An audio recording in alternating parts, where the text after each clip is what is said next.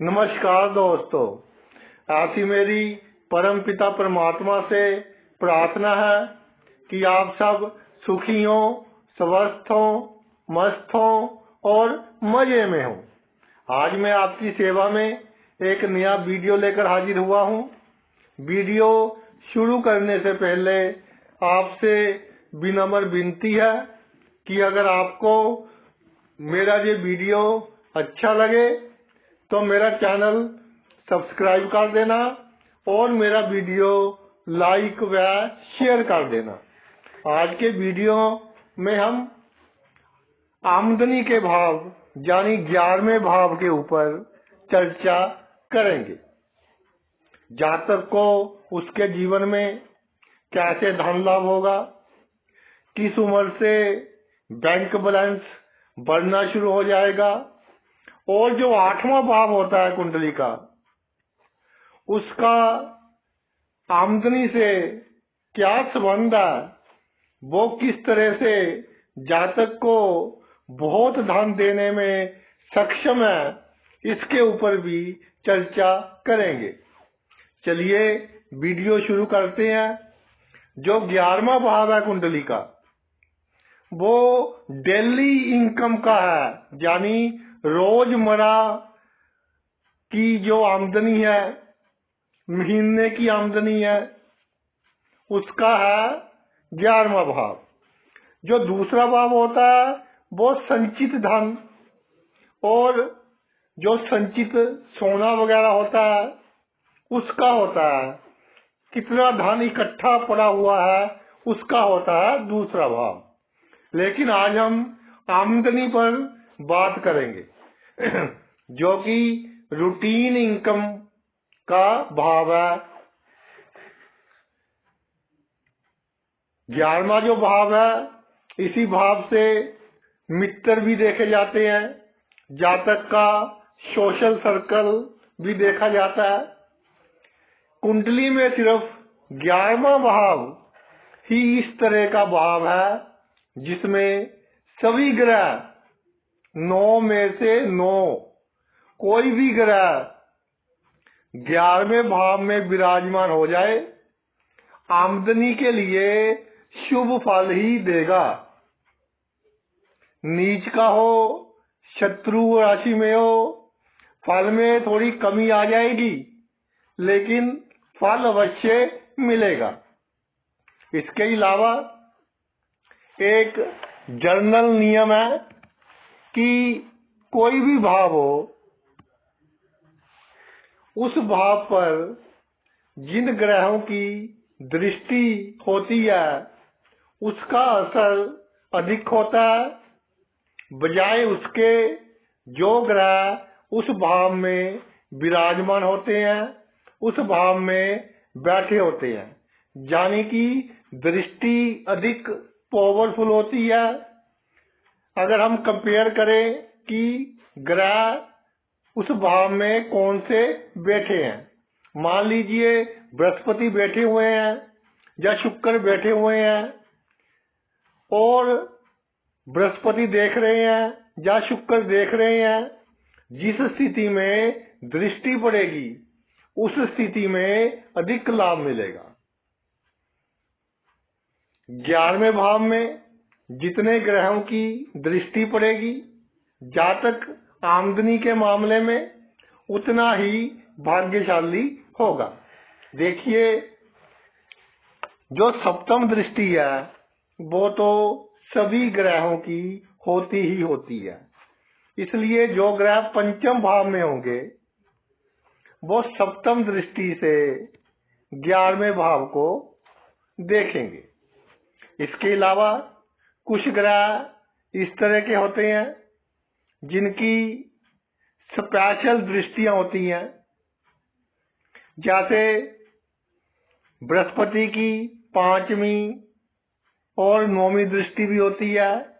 तो बृहस्पति सप्तम भाव में बैठकर 5वीं दृष्टि से लाभ भाव को देखेंगे और बृहस्पति तीसरे भाव में बैठकर 9वीं दृष्टि से लाभ भाव को देखेंगे।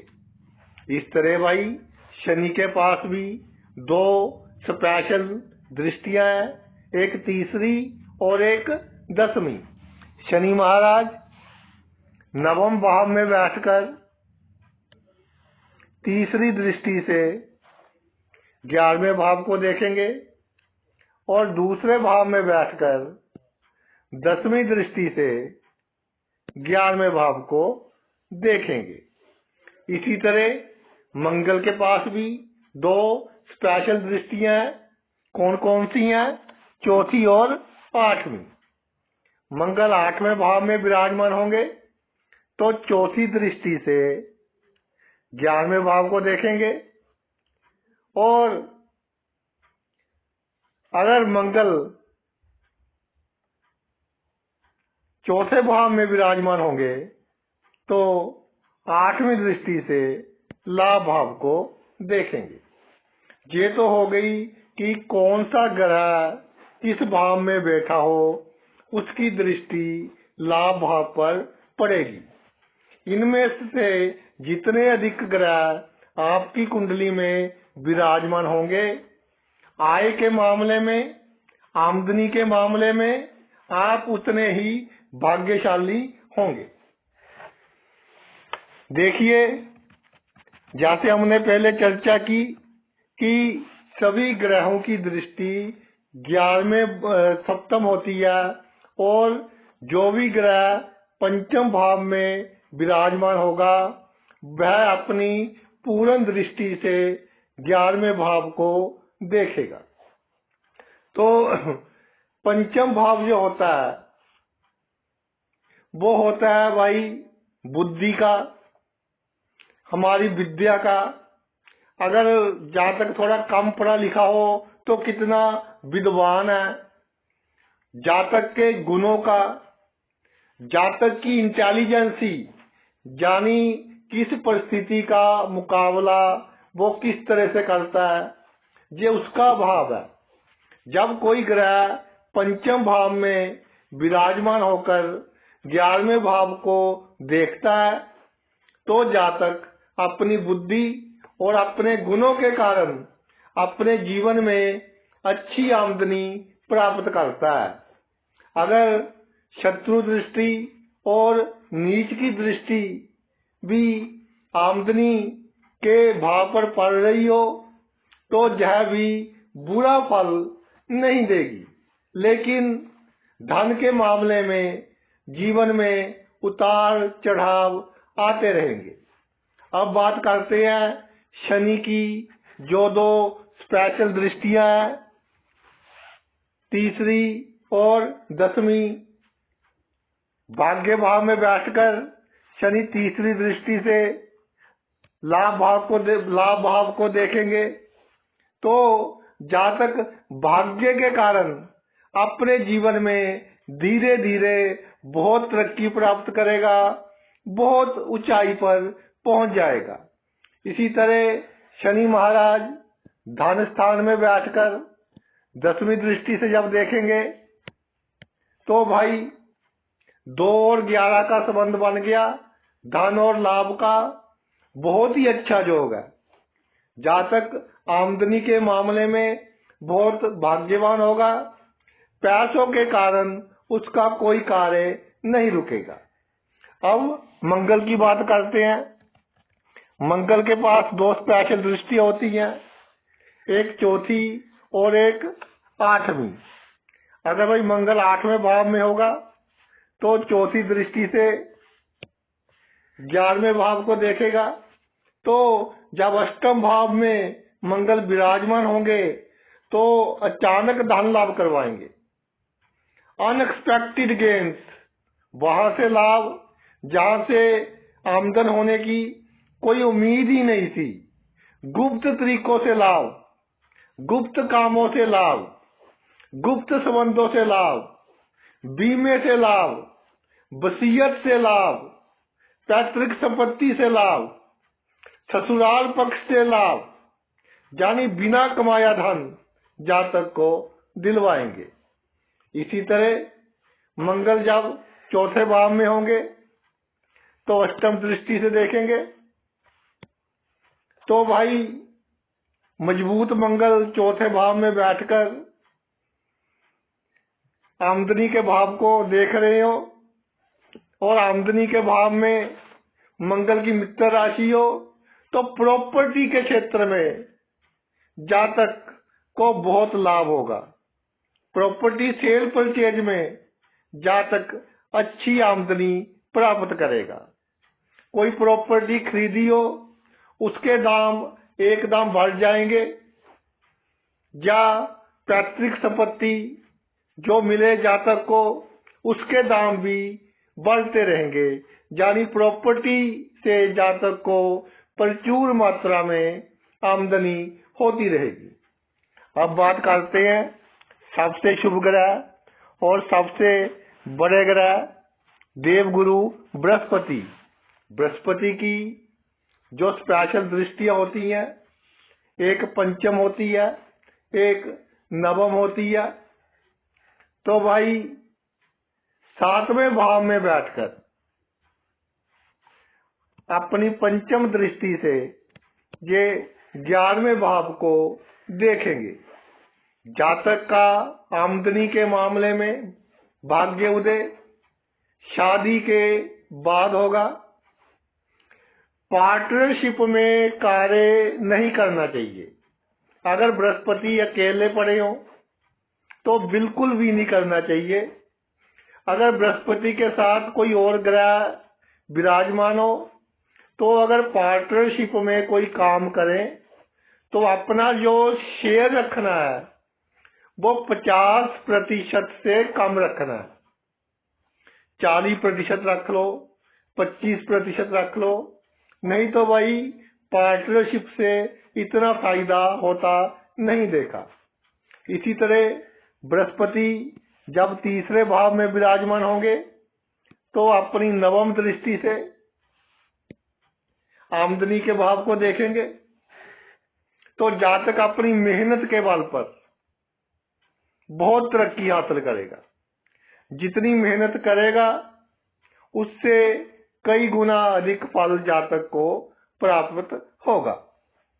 ये तो बात हो गई 11वें भाव में पड़ने वाली दृष्टियों की। अब एक बहुत ही रोचक तथ्य आपको बताता हूं कि कुंडली का जो अष्टम भाव है वो भाव बहुत ही रहस्यमय भाव है। पताल का भाव भी कहते हैं उसको। ये भाव जातक की आमदनी को बहुत प्रभावित करता है। देखिए किस तरह से प्रभावित करता है। जो अष्टम भाव है वो 11वें भाव से 10म भाव है। यानी आमदनी का कर्म। तो इसका आमदनी पर बहुत अधिक इफेक्ट होता है। अब अष्टम भाव के कुछ योग बता दें आपको जिनके कारण जातक की आमदनी निरंतर बढ़ती रहती है। देखिए भाई, अष्टम भाव में केतु विराजमान हो जाए, मित्र राशि के हो, उच्च राशि के हो। उच्च राशि इनकी कुछ विद्वान वृश्चिक मानते हैं, कुछ विद्वान धनु मानते हैं। बृहस्पति की दृष्टि पड़ रही हो तो बहुत ही अच्छा है। अष्टम भाव में केतु आमदनी के मामले में जातक बहुत भाग्यशाली होगा। निरंतर बड़ी मात्रा में आमदनी बढ़ती जाएगी। इस तरह के जातक अगर अपना खुद का कार्य करें, यानी अपने बॉस खुद हो, तो जीवन में अधिक सफलता हासिल करेंगे। और अपनी जो वाणी है उस पर संयम रखें तो फिर धन के मामले में भाई बल्ले बल्ले है इनकी, यानी कोई कमी नहीं आएगी। इसी तरह अष्टम भाव में अगर शुक्र विराजमान हो जाए, शुक्र का इस तरह से भी कह सकते हैं कि प्रिय घर है अष्टम भाव। तो जातक को बहुत लाभ होता है, उसके जीवन में बिना कमाया धन बहुत मिलता है, पैतृक संपत्ति से लाभ होता है, ससुराल से लाभ होता है, वसीयत से लाभ होता है। यानी कि पिछले जन्म के अच्छे कर्म जिनके कारण शुक्र अष्टम भाव में विराजमान होते हैं। इसी तरह अगर अष्टम भाव में देवगुरु बृहस्पति विराजमान हो जाए तो भाई इनकी जो पंचम दृष्टि है खर्च के भाव पर पड़ेगी, 12वें भाव पर, और धन के भाव पर सप्तम दृष्टि पड़ेगी। यानी कि धन बढ़ेगा, खर्च पर कंट्रोल रहेगा।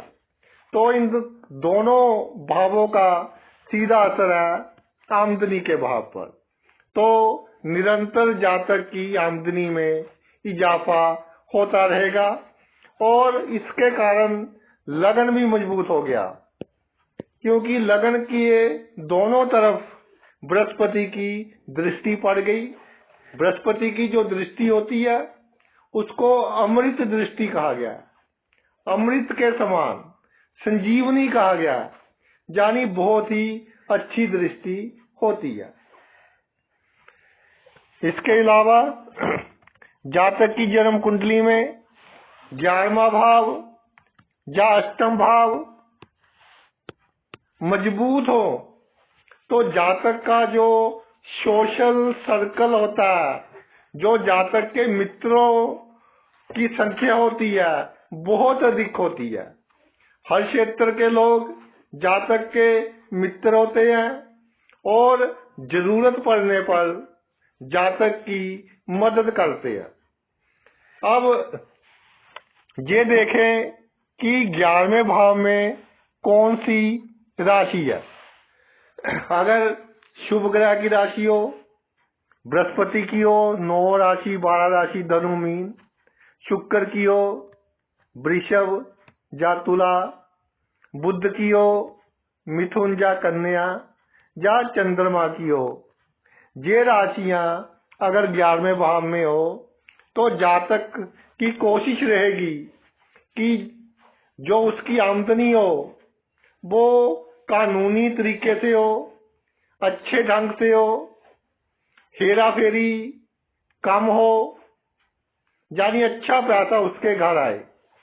अगर कोई इस तरह की पोस्ट पर कार्य करते हो या कार्य क्षेत्र इस तरह का हो कि जहां बेईमानी करनी जरूरी हो जाती है, तो भी जातक एक लिमिट में रहकर बेईमानी करेगा और गरीबों के साथ, जरूरतमंदों के साथ जातक का जो व्यवहार होगा, यानी अगर रिश्वत लेता भी होगा तो गरीबों से और जरूरतमंदों से कोई रिश्वत नहीं लेगा, उनकी सहायता ही करेगा।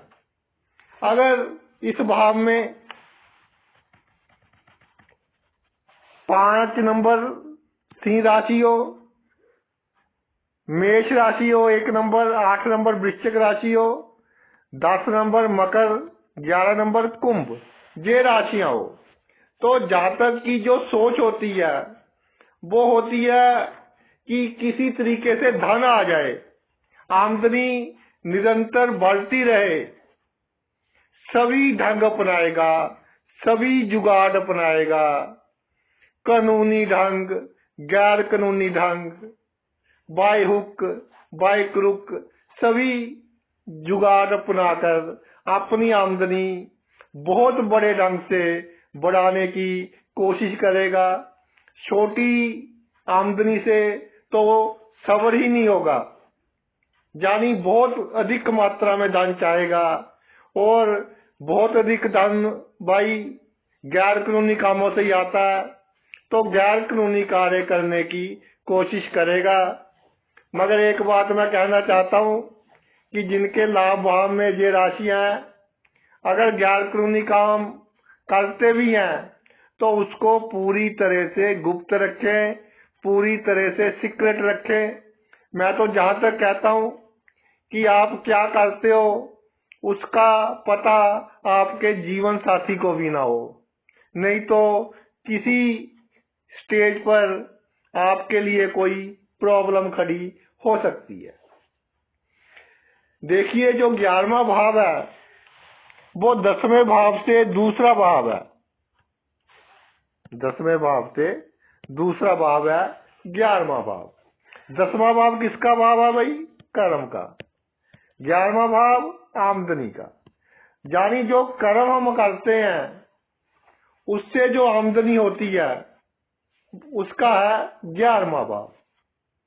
तो 11वें भाव के मालिक का संबंध कुंडली में हम प्रत्येक भाव के मालिक के साथ करेंगे कि किस भाव के मालिक के साथ 11वें भाव के मालिक का संबंध हो तो जातक को क्या फल मिलता है।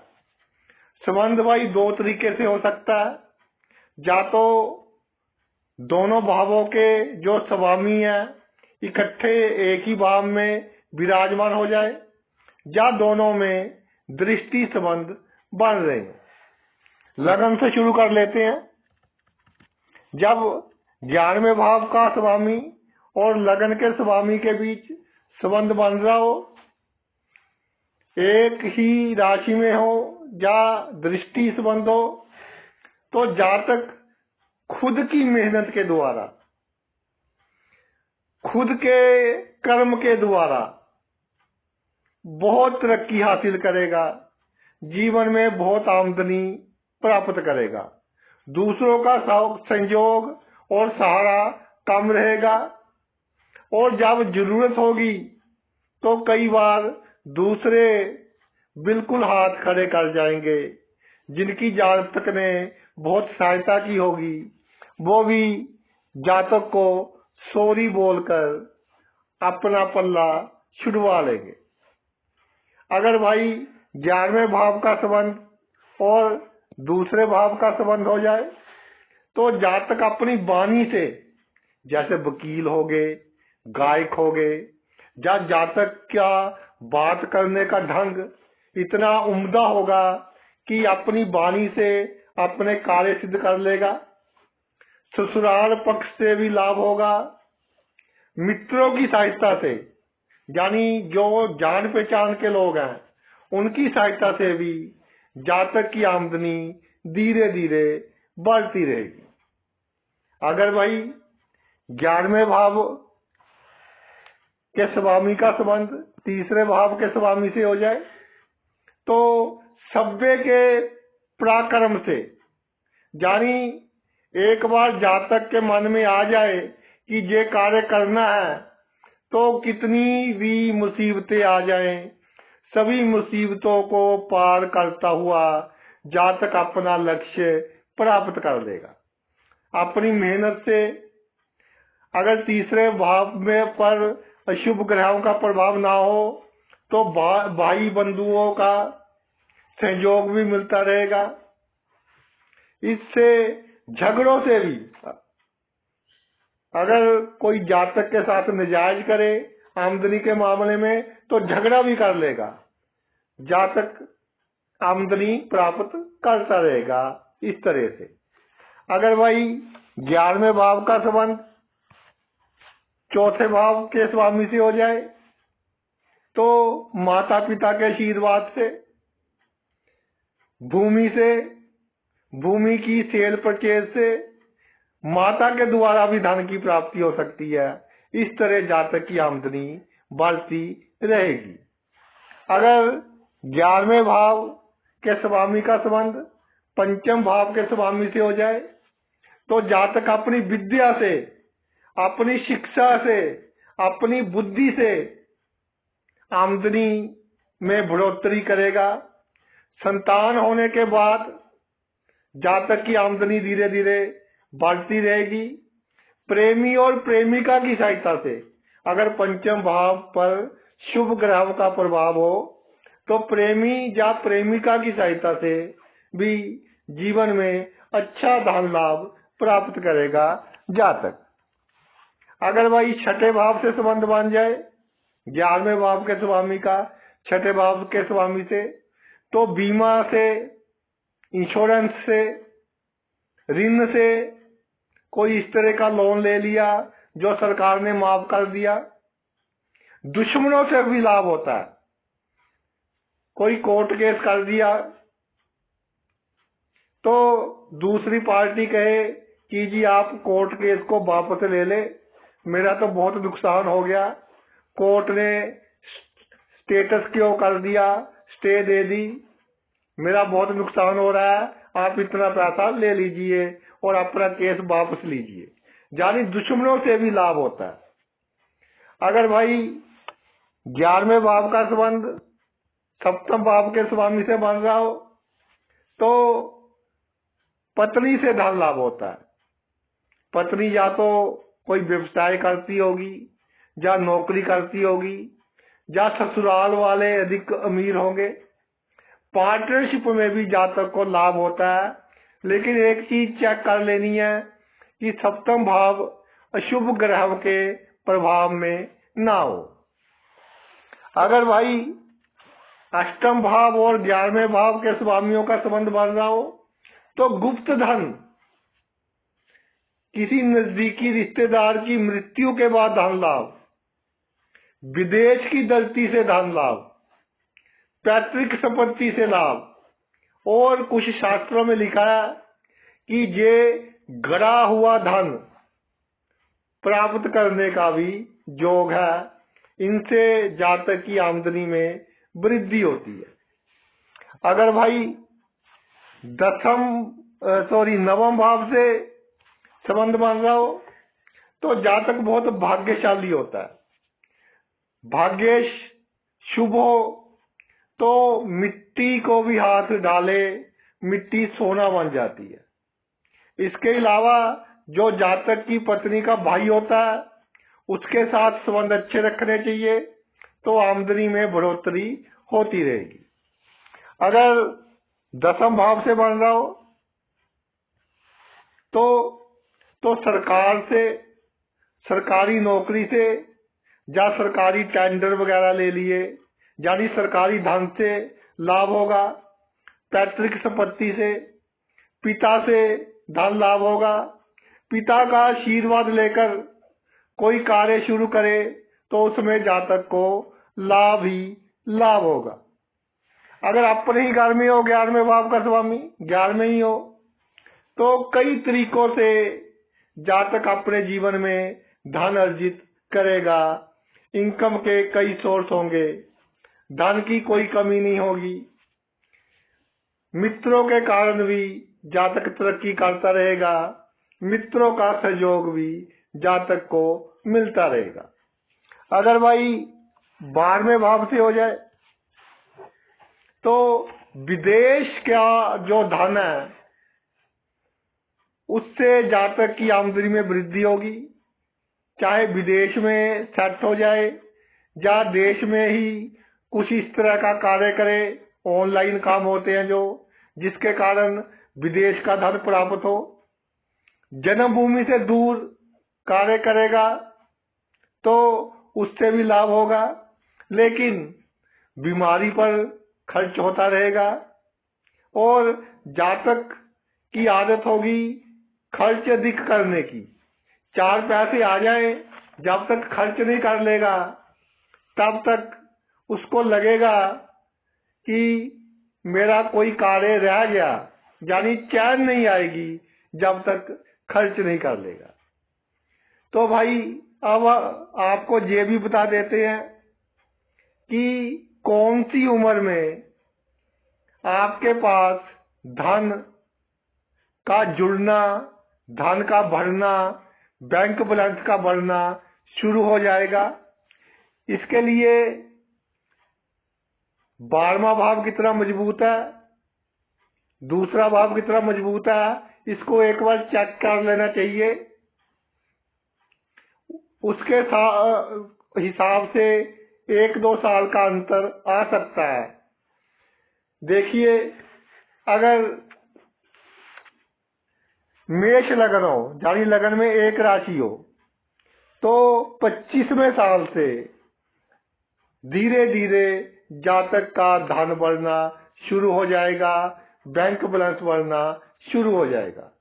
अगर लगन में 2 राशि हो, यानी वृषभ लगन हो, तो 32वें साल से जातक का धन बढ़ना शुरू हो जाएगा, बैंक बैलेंस बढ़ना शुरू हो जाएगा।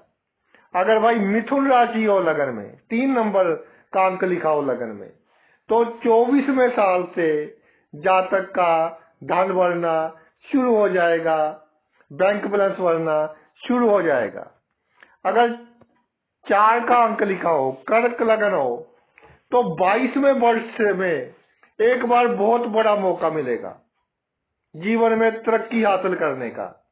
जातक को पूरी कोशिश करनी चाहिए कि वो मौका हाथ से निकलने ना दे। यानी 22वें साल से जातक के आमदनी में वृद्धि होनी शुरू हो जाएगी। अगर सिंह लगन हो, 5 का अंक लिखा हो लगन में, तो भाई 32वें साल से जातक के पास प्रचुर मात्रा में धन होगा और सभी सुख की वस्तुएं होंगी। अगर 6 का अंक हो, कन्या लगन हो, तो 25वें वर्ष से जातक की आमदनी धीरे धीरे बढ़नी शुरू हो जाएगी। मगर दूसरा और 12वां भाव ये हमें हमेशा चेक करते रहना है। अगर तुला लगन हो, 7 का अंक लिखा हो, तो 28वें साल से जातक का बैंक बैलेंस बढ़ना शुरू हो जाएगा और धीरे धीरे आमदनी बढ़ती जाएगी। अगर भाई 8 का अंक लिखा हो, तो जातक बहुत अमीर घर में उसका जन्म हुआ होगा और तकरीबन 16-17 वर्ष से ही किसी बिजनेस में पड़ जाएगा या परिवार से बहुत धन मिल जाएगा, बहुत आमदनी शुरू हो जाएगी। नहीं तो 32वें साल से जातक के पास प्रचुर मात्रा में धन होगा और धन के कारण उसका कोई कार्य नहीं रुकेगा। सभी सुख सुविधाएं की वस्तुएं धीरे धीरे बढ़ती रहेंगी। अगर 9 का अंक लिखा हो लगन में, तो भाई 36वें साल से जब 35 वर्ष की आयु पूरी हो जाएगी, उसके बाद जातक के पास सभी सुख होंगे और पक्के तौर पर रहेंगे। जो सुख होंगे वो कम होने के चांस बहुत कम होंगे, पक्के तौर पर वो सुख रहेंगे। अगर 10 का अंक लिखा हो, तो भी भाई 36वें साल से जातक के पास प्रचुर मात्रा में धन होगा। अगर 11 का अंक लिखा हो, तो 16वें वर्ष से या 21वें वर्ष से जातक की आमदनी निरंतर बढ़नी शुरू हो जाएगी। अगर मीन लगन हो, 12 का अंक लिखा हो, तो 28वें वर्ष से जातक की आमदनी धीरे धीरे बढ़नी शुरू हो जाएगी। मगर इसके लिए धन भाव कितना मजबूत है और खर्च का भाव कितना मजबूत है, ये चेक कर लेना चाहिए। अगर खर्च का भाव बहुत मजबूत हो गया, तो भाई घड़े में जैसे छेद होता है ना, कि पैसा कितना भी आता रहेगा टिकेगा नहीं, जैसे पानी नहीं टिकता अगर घड़े में छेद हो, तो वो वाली कंडीशन हो सकती है। तो ये तो मेरा वीडियो था लाभ के ऊपर। आपने अपना इतना कीमती समय निकालकर ये वीडियो देखा, मैं तहे दिल से आपका आभारी हूँ।